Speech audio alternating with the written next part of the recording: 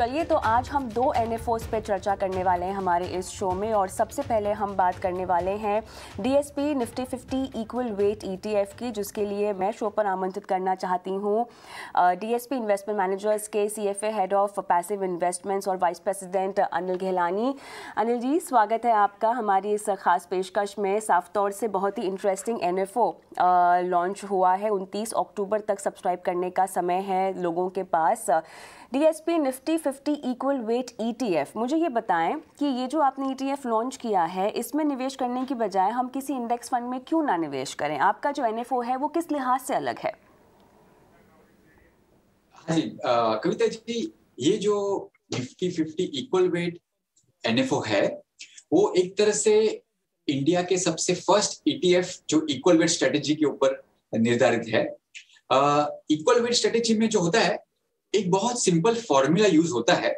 आज मान लीजिए, आज नॉर्मल डिस्कशन में आपसे कोई भी बात करे कि कविता जी कैसे निवेश किया जाए कंपनियों में, तो आप बेसिकली दो बेसिक इन्वेस्टमेंट प्रिंसिपल बोल सकते हैं। कि फर्स्ट प्रिंसिपल कि आप एक काम करें, अच्छी कंपनियां खरीदें, right. It's a basic thing कि भाई जो कंपनियां अपने सेक्टर के लीडर हो, मल्टीपल बिजनेस साइकिल्स उन्होंने देखी हो, तो एक तरह से एक मान लीजिए कि हर एक सेक्टर के लीडर्स को आप चूज कर लीजिए।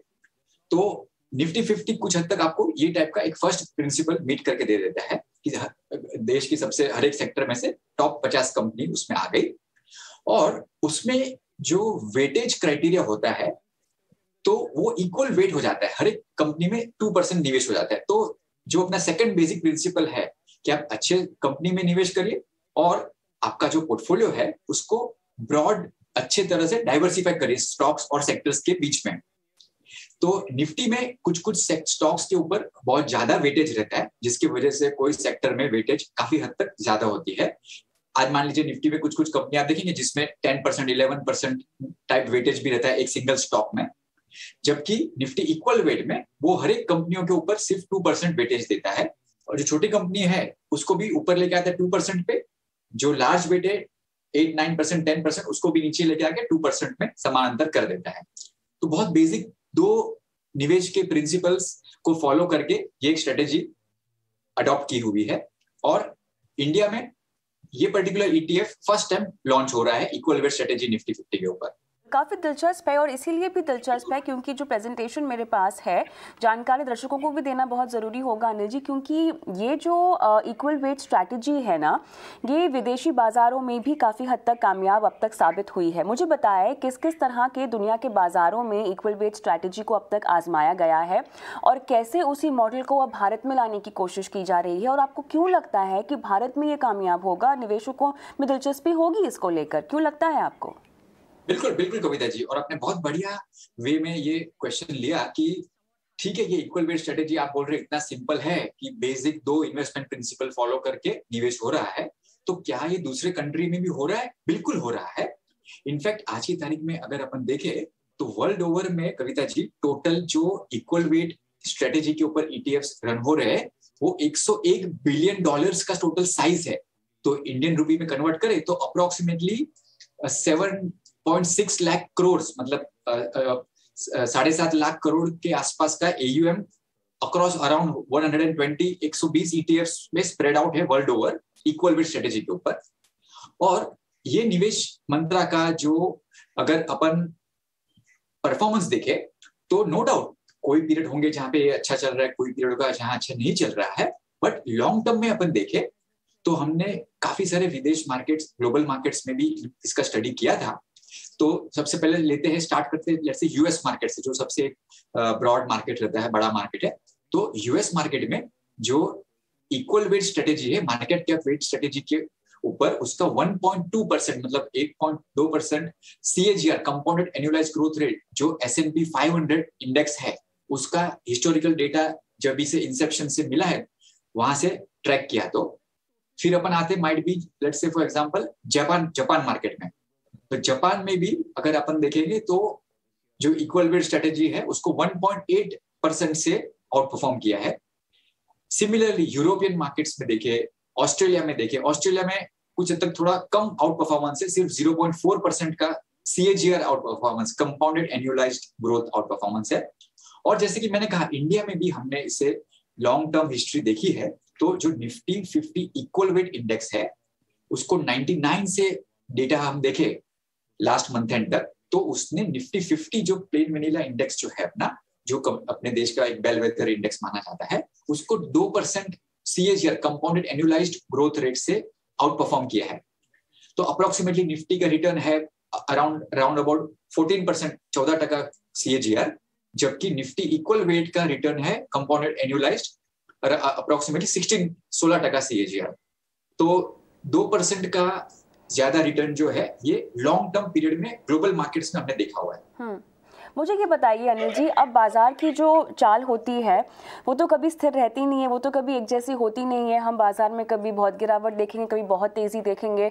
तो इस तरह के वॉलेटाइल नेचर के बावजूद आपने कैसे अपने फंड को रीबैलेंस करने की रणनीति जो है वो बनाई है? जो एक्चुअल इंडेक्स में वेटेज होगा वो तो बढ़ेगा घटेगा, ठीक है, लेकिन आपकी जो NFO है उसमें आप रीबैलेंसिंग किस तरह से करेंगे और कैसे घटाएंगे बढ़ाएंगे, या ऐसा कुछ बिल्कुल नहीं होगा? जो इक्वल वेट है वो एक रूल बेस्ड फॉर्मूला के हिसाब से चलता है, तो उसमें जो हद तक है ना, ह्यूमन बायस या तो इंडिविजुअल फंड मैनेजर का जजमेंट बिल्कुल भी नहीं होगा। हमारे एक प्री डिफाइंड पीरियड के हिसाब से, जिस हिसाब से निफ्टी में चेंजेस आएंगे उसी हिसाब से ये फंड में भी चेंज होंगे।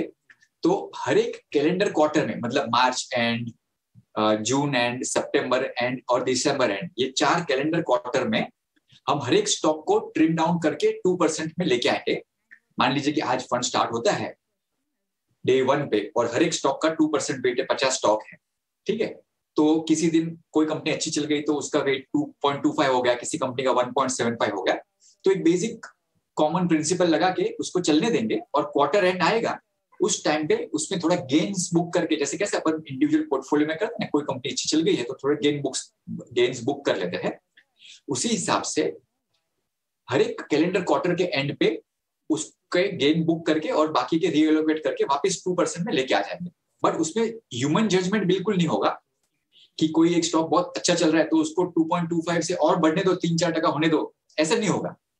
वो कैलेंडर क्वार्टर आते ही रूल बेस्ड वे में विदाउट एनी सब्जेक्टिव ह्यूमन बायस हम उसको रीबैलेंस कर देंगे। अच्छा, तो अनिल जी मुझे ये समझाइए, अब इस तरह का फंड अगर आता है बाजार में तो किस तरह के निवेशकों को इसमें निवेश करना चाहिए? साफ तौर से ये एक ETF है ना। एक डिफ्रेंसिएशन के लिए मुझे समझना है, इंडेक्स खरीद लूँ या ETF खरीदूँ, इस तरह का ETF खरीदूँ, मुझे फायदा कहाँ पर होगा और मेरे लिए जोखिम कहाँ पर कम है? बहुत अच्छा क्वेश्चन कविता जी। देखिए, ETF और इंडेक्स फंड दोनों का रिस्क और रिटर्न, मतलब जो जोखिम है और जो आपकी रिटर्न एक्सपेक्टेशन है, वो वेरी वेरी सिमिलर, क्योंकि अंडरलाइन सेम है तो उसका रिस्क और रिटर्न बहुत ही हद तक आपको समांतर मिलेगा। अगर आप ऐसे निवेशक हो जिसको ट्रेडिंग अकाउंट है आपके पास रेडीली अवेलेबल, आप बाकी भी शेयर में इन्वेस्ट करते रहते हैं, ब्रोकिंग अकाउंट या ट्रेडिंग अकाउंट के थ्रू डीमैट में आपके निवेश हो रहे हैं, या तो आपको ऐसा है कि मेरे को कोई उसके पीछे एक डेरिवेटिव स्ट्रेटेजी, कोई कॉम्प्लेक्स हेजिंग वगैरह करके रखना है, आपको इंट्राडे प्राइसिंग चाहिए कि मान लीजिए आज निफ्टी अभी 18,236 पे चल रहा है, मेरे को यही लेवल पे एंट्री चाहिए अभी, तो ऐसे पर्पस के लिए ETF आपके लिए ज्यादा बेनिफिशियल, आपको यूटिलिटी रहेगा। और अगर मान लीजिए कि आपको ऐसा है कि नहीं, मेरे पास तो वैसे भी डीमैट अकाउंट, ट्रेडिंग अकाउंट नहीं है, या तो कुछ हद तक मुझे ये समझ में नहीं आता मार्केट डेप्थ कैसे देखने का, बिड ऑफर स्प्रेड कैसे ट्रैक करूंगी, या मेरे पास डीमैट अकाउंट नहीं है। बहुत बार ऐसा भी होता है कि कुछ जैसे मैं बहुत बार कुछ क्लाइंट से बात करता हूँ तो वो कहते हैं कि सर हमारे इंटरनल प्रोसेस के हिसाब से we are not allowed to open a demat, हमको डीमैट अकाउंट या ट्रेडिंग अकाउंट ओपन करने की परमिशन नहीं होती है। तो ऐसे निवेशकों के लिए इंडेक्स फंड बेहतर रहता है। और जिनको अगर ये कोई रिस्ट्रिक्शन नहीं है तो उनको निवेश करने के लिए ETF एक बहुत ही बेटर ऑल्टरनेटिव रहता है। अच्छा, अगर तो आपका रिस्क और रिटर्न सिमिलर ही रहेगा, सिर्फ उसको एक्सेस करने के मीडियम अलग होंगे। जैसे फॉर एग्जांपल मैडम, आपका शो देखने के लिए मैं बहुत बार जब भी रास्ते में था तो मैं ऑनलाइन लॉग इन करके लाइव टीवी में देख लेता हूँ, इंटरनेट पे। जब भी घर पे या ऑफिस में बैठा हूँ तो टीवी स्क्रीन पे देखता हूँ। दोनों मेरे को सेम कंटेंट देंगे, डिफरेंट मोड से। बहुत अच्छा लगा कि आप ये शो देखने के लिए भले ट्रैवल कर रहे हैं या ऑफिस में हो, आप मनी मंत्रा मिस नहीं करते हैं। और इसीलिए हमारी ये कोशिश होती है कि हम आप जैसे पैनलिस्टों को जितना ज़्यादा हो सके उतना ज़्यादा बिठाएं, ताकि दर्शकों को निवेश की तमाम बारीकियां हम समझा सकें। अच्छा, तो एक मैं अगर नया इन्वेस्टर हूँ तो मैं इस तरह के फंड में इन्वेस्ट कर सकती हूँ? शुरुआत अपने निवेश की क्या इससे कर सकती हूँ?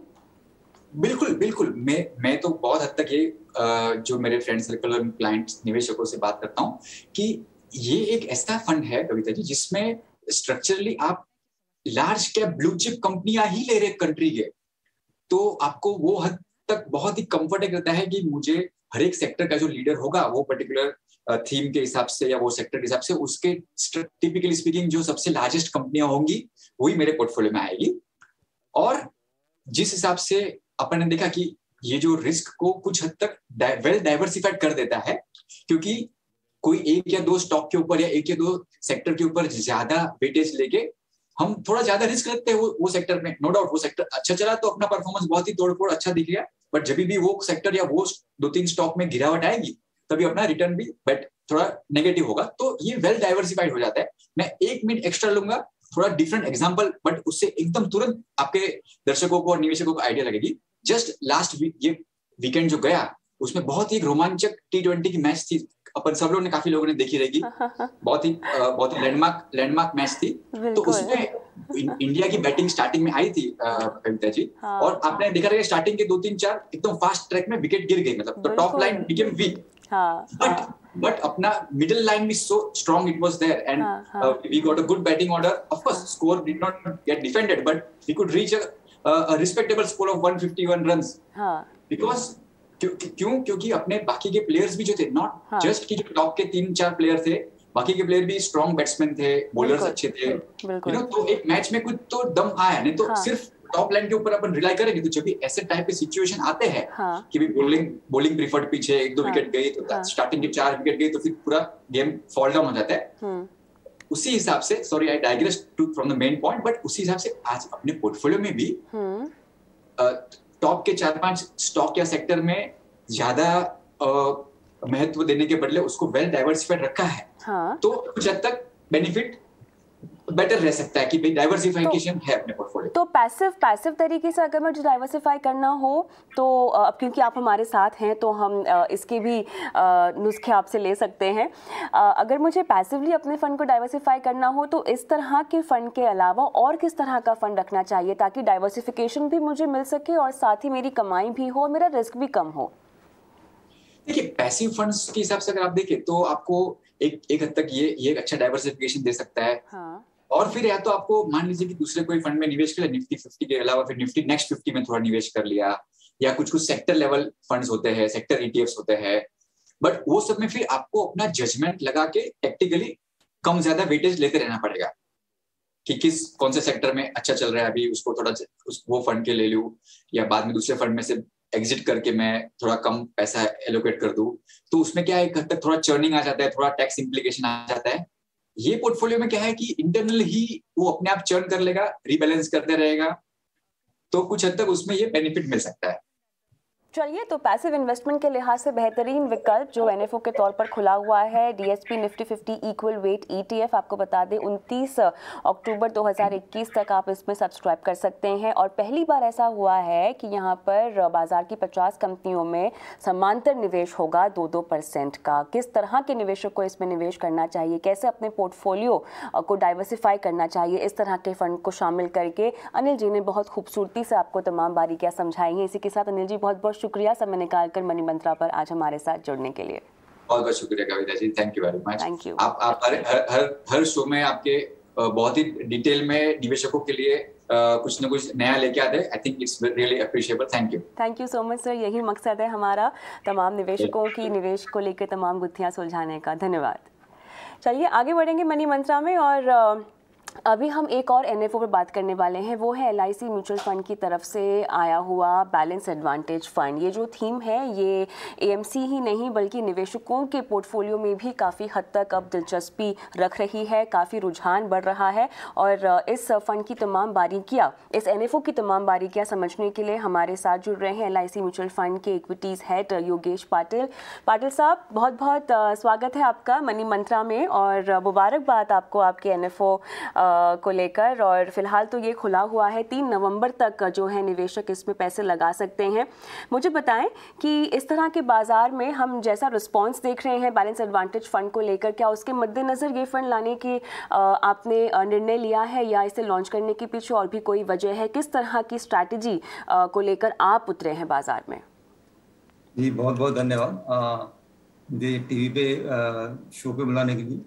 देखिए, आपने बिल्कुल सही बात की। जब मार्केट वोलेटाइल होता है तब इन्वेस्टर को बैलेंस करना चाहिए, और जब रिस्क रिवार्ड अनफेवरेबल होता है तो इक्विटी एलोकेशन कम होता है, और रिस्क रिवार्ड जब फेवरेबल होता है इक्विटी एलोकेशन बढ़ता है।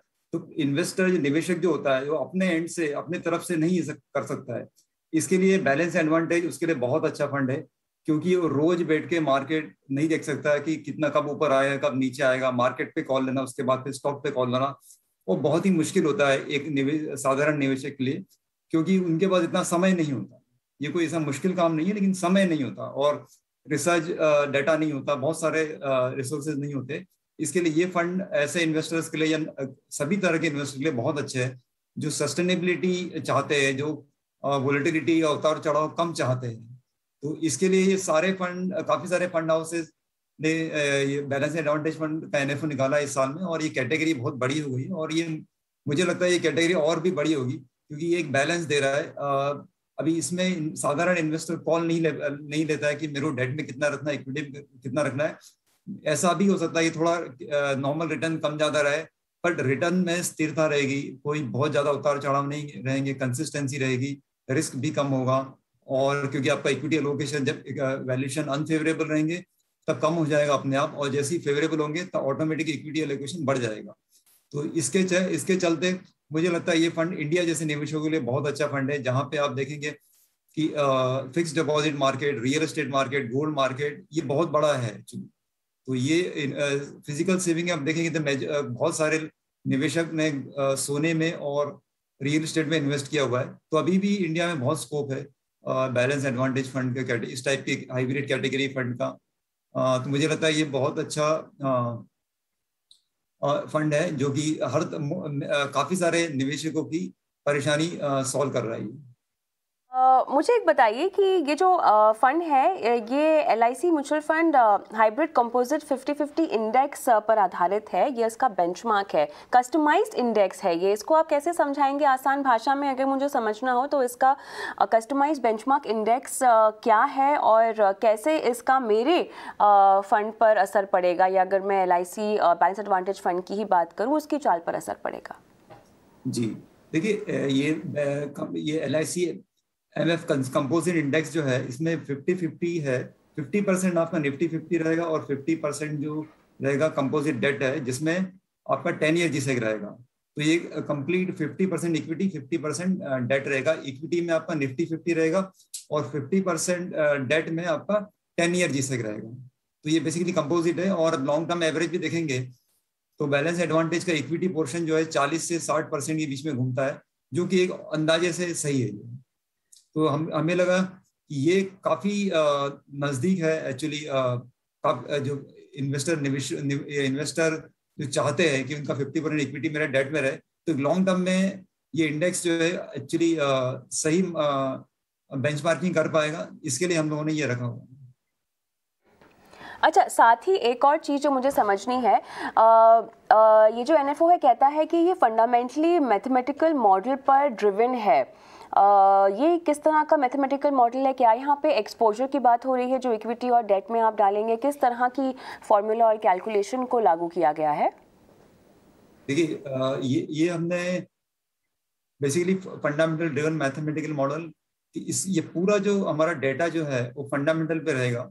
बेसिकली इंटरेस्ट रेट और प्रॉफिट ग्रोथ, ये दो चीजों पे पूरा मॉडल आधारित रहेगा। देखिए, स्टॉक पे कॉल हम एक्टिव फंड में लेंगे, बट मार्केट पे जो कॉल है वो फंडामेंटल ड्रिवन मॉडल से लेंगे, जिसमें कि ब्याज दरें और कॉर्पोरेट मुनाफा उसको मद्देनजर रखते हुए हमने रखा हुआ है। क्योंकि अगर आप कभी भी देखेंगे रियल एस्टेट का 20 साल का भाव देखेंगे तो, और जब भी हम कैपिटल गेन टैक्स पे करते हैं तो हम लोग उसे इन्फ्लेशन या महंगाई से एडजस्ट करते हैं, तभी हम उसको देते हैं। तो वैसे ही इक्विटी मार्केट को भी आप हमें कोई ना कोई बेंचमार्क करना चाहिए, जैसे इंटरेस्ट रेट से, क्योंकि 20 साल पहले इंटरेस्ट रेट अपने ऑलमोस्ट 9-10% है और उसका पी रेशियो जो था वो 12 था एवरेज। अभी इंटरेस्ट रेट काफी नीचे गिर गए हैं, 6.2 6.3 एवरेज है, और अपना पी रेशियो जो है फॉरवर्ड 20-23 के आसपास है। तो हर चीज में मूल्यांकन इंटरेस्ट रेट का बहुत बड़ा मैटर होता है, क्योंकि इंटरेस्ट रेट काफी देश की काफी चीजें दर्शाता है, जैसे कि डोमेस्टिक आउटलुक, ग्लोबल आउटलुक, महंगाई दरें, fiscal deficit, liquidity position, sentiment. और जो कि आप सभी देशों में देखेंगे, जो भी स्टेबल देश होते हैं वहां पे इंटरेस्ट रेट कम होते हैं या नेगेटिव होते हैं, और जहाँ पे उतार चढ़ाव बहुत ज्यादा होते हैं पॉलिटिकली या और किसी रीजन से, वहाँ इंटरेस्ट रेट हमेशा हाई होते हैं। तो इंटरेस्ट रेट एक चीज तो दर्शाता है कि हाउ इकोनॉमी की कंडीशन क्या है, और उसी के साथ में हम लोग मुनाफा में कितना वृद्धि हो रही है, जिसको कॉर्पोरेट अर्निंग ग्रोथ बोलते हैं हम। तो उसको लेते हुए हमने मॉडल कैप्चर किया है, और इन्हीं दो बड़े पैरामीटर की वजह से आपका इक्विटी एलोकेशन जो चेंज होगा, कि जैसे कि अगर मुनाफा दर बहुत अच्छी है और इंटरेस्ट रेट भी कम है तो इक्विटी एलोकेशन हमेशा ज्यादा रहेगा, और जैसे जैसे इंटरेस्ट रेट ऊपर आएंगी और प्रॉफिट ग्रोथ या मुनाफा दर कम रहेगी तो अपने आप इक्विटी एलोकेशन कम हो जाएगा, जिससे कि क्योंकि मुनाफा एक फंडामेंटल है, पैरामीटर है, जिसके हिसाब से इक्विटी एलोकेशन होता है। इसके लिए हम लोगों ने इसका नाम फंडामेंटल मैथमेटिकल ड्रिवन मॉडल रखा हुआ है। तो इसी मॉडल के तहत इक्विटी एलोकेशन होता है, और इसी को इक्विटी एलोकेशन का एक बैंड रेडी होता है, इंटरेस्ट रेट के हिसाब से बैंड रेडी होता है। जैसे आज का इंटरेस्ट रेट मान लीजिए 6% है, तो 100 रुपए के अमाउंट पे 6%, मतलब आपका 100 डिवाइड बाय 6 16p, तो ये आपका बॉटम पी बन गया बेसिकली। अगर आपको इक्विटी वैल्यूएशन आपको बॉन्ड के वैल्यूएशन में मिलता है तो आप 100% निवेश कीजिए, और इसी के साथ में अगर अर्निंग यील्ड जोड़ देंगे तो आपको अपर बैंड मिल जाएगा इसी तरह। तो इसीलिए हमने इसका नाम फंडामेंटल ड्रिवन मैथमेटिकल मॉडल रखा हुआ है, क्योंकि मार्केट पे कॉल लेने के लिए ये मॉडल काम आएगा, और स्टॉक पे कॉल लेने के लिए एक्टिव फंड के अंदर जो हमारा इक्विटी एलोकेशन रहेगा उससे हम कॉल लेंगे, और एक्टिव कॉल डेट में भी लेंगे हम लोग। अच्छा, अभी किस तरह का रेशियो होगा इक्विटी और डेट का? सॉरी, किस तरह का रेशियो? हाँ, देखिए ये पूरा फंडामेंटल मॉडल पर ड्रिवन है, पर आज के हिसाब से हमारे मॉडल में 45% इक्विटी है और 35% डेट है, और रिमेनिंग जो अमाउंट है आर्बिट्राज में है। अच्छा, मुझे ये बताइए कि क्या कोई आप कैश पोजीशन भी होल्ड करने वाले हैं? इसमें कैश पोजीशन नहीं रहेगी, और ऑपरेशनल रीजन से आप 2-3% रखेंगे, उसके अलावा नहीं रखेंगे। तो भी मतलब ऑपरेशनल रीजन से 1-2% जब जरूरत पड़ेगी तो वैसे कैश नहीं रहेगा। किस तरह से हमारे बाजार की उतार चढ़ाव में जो जोखिम सामने आता है अक्सर निवेशकों को, किस तरह से इस तरह के फंड में अगर हम पैसे लगाते हैं तो हमारा जोखिम कम हो जाएगा? मान लीजिए अगर इक्विटी का आप एक्सपोजर बढ़ाते भी हैं तो भी वोलेटिलिटी से क्या मैं बच पाऊंगी इस तरह के फंड से? क्योंकि वोलेटिलिटी बैलेंस एडवांटेज फंड में, किसी बैलेंस एडवांटेज फंड में कम हो जाती है, क्योंकि आपका इक्विटी एलोकेशन कम रहता है खाली, और ये राइट टाइम पे, क्योंकि जैसे भी मार्केट ओवर वैल्यूएशन हो जाता है या महंगा हो जाता है तो इक्विटी एलोकेशन और अपने आप कम करता जाता है, और जैसे ही वैल्यूएशन बहुत अट्रैक्टिव हो जाता है इक्विटी एलोकेशन बढ़ जाता है। तो आप नीचे मार्केट में जब भी खरीदते हैं तो आपका रिस्क कम हो जाता है, और ऊपर की मार्केट में जब बेच देते हैं आपका रिस्क कम हो जाता है। तो इसके लिए इन्वेस्टर जो है डायरेक्टली इक्विटी में इन्वेस्ट करे या इक्विटी फंड में इन्वेस्ट करे तो उससे इसका रिस्क कम होता है, क्योंकि इक्विटी एलोकेशन भी कम होता है इसमें। तो अब अगर मुझे अपने पोर्टफोलियो में किसी तरह का बैलेंस एडवांटेज फंड रखना हो, किस तरह का मिक्सचर होना चाहिए? एक मैं इक्विटी ओरिएंटेड पोर्टफोलियो की ही बात कर रही हूँ, ठीक है, ज़्यादा जोखिम आप नहीं उठाना चाहते तो इस तरह के फंड में आप निवेश कर सकते हैं, लेकिन इसको कॉम्प्लीमेंट करता हुआ मेरा पूरा पोर्टफोलियो मैं कैसे बनाऊँ अगर मैं इक्विटी के लिहाज से देखना चाहूँ तो? योगेश जी, इक्विटी पोर्शन की बात कर रहे हैं आप? जी जी जी। देखिए, इक्विटी पोर्शन में हम लोग लार्ज कैप प्रेफर करेंगे अभी, और क्योंकि ये जो फंड है सेवर्स का फंड है, इसमें सस्टेनेबिलिटी चाहिए, इसके लिए हमने लार्ज कैप रखा हुआ है, और ये एसेट एलोकेशन क्विकली चेंज कर सकते हैं हम लोग अगर लार्ज कैप रहेंगे, इसलिए हमने एनएस अभी लार्ज कैप में इन्वेस्ट करेंगे हम लोग इसमें, और डेट में बेसिकली आपका G-Sec रहेगा मेजरली, AAA बॉन्ड रहेंगे। सेक्टर्स पे आपकी नजर होगी वैसे योगेश जी? सॉरी, मैं आपकी आवाज किन सेक्टर्स पर आपकी नजर होगी? देखिए सेक्टर वैसे तो हम सभी सेक्टर कंसिडर करेंगे। अच्छा। लेकिन जैसे कि IT, FMCG, infrastructure, cement, capital goods, pharma, सभी रहेंगे हम। सभी, ऐसा कोई हमने सेक्टर मतलब इग्नोर नहीं करेंगे, और जो बहुत ही रिस्की रहेगा उसको हम वेटेज कम करेंगे। ऑलराइट, तो यहाँ पर जोखिम कम और मुनाफा ज़्यादा से ज़्यादा देने का वादा LIC म्यूचुअल फंड की तरफ से, बैलेंस एडवांटेज फंड, जिसकी तमाम बारीकियाँ आपने समझी है इक्विटीज योगेश पाटिल से। योगेश जी बहुत बहुत शुक्रिया समय निकाल कर आज मनी मंत्रा पर आने के लिए और तमाम दर्शकों को इस NFO की बारीकियाँ हमें बताने के लिए। मनी मंत्रा में हम रुकेंगे छोटे से ब्रेक के लिए, लेकिन ब्रेक के उस पार आपके सवाल शामिल करेंगे। जवाब देने के लिए हमारे साथ होंगे ऑप्टिमम मनी मैनेजर्स के पंकज मटपाल, और वो कराएंगे आपकी आज फाइनेंशियल प्लानिंग इस छोटे से ब्रेक के बाद।